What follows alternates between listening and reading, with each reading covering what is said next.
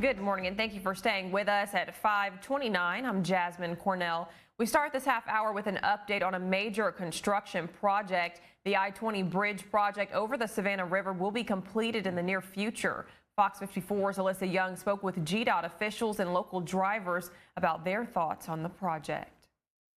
For several years, the I-20 bridge over the Savannah River has been a sea of orange cones and construction workers. Many drivers are left wondering if this construction will ever end.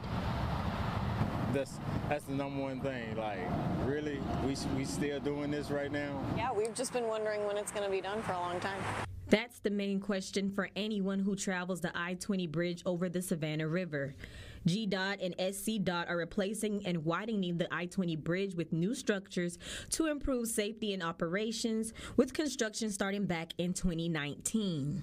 It's the first joint funded project between the two states, starting from Riverwatch Parkway all the way to Exit 1. This project has a price tag of almost $80 million. And we're finally to that stage where we're hoping late September, early October to finally open all lanes.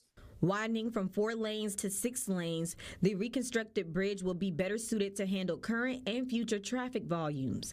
Kyle Collins is the P3 Communications Program Manager for GDOT, and he says that the end is closer than you think. Aspects, we've had some major shifts the last 2 years, and we're really getting to a spot where it's looking more complete. Like we said, pretty much all the major stuff's done on the Georgia side, just finishing up those last roadway pieces on the South Carolina side to finally get out of everyone's hair. In a few months, we will no longer see the bright orange cones, construction workers, and machinery that we see today.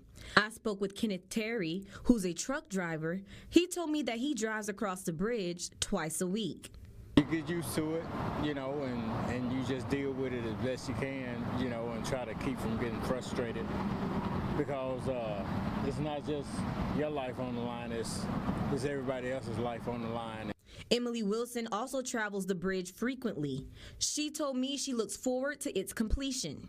When all this is cleared up, everything will go faster. Hopefully there's not as much traffic and holdups and accidents and all that stuff. So the official end date for this project is set for late September or early October. GDOT officials tell me that you may still see workers on the bridge for cleanup and signage. Reporting from the Georgia Visitor Center, I'm Alyssa Young, Fox 54 News.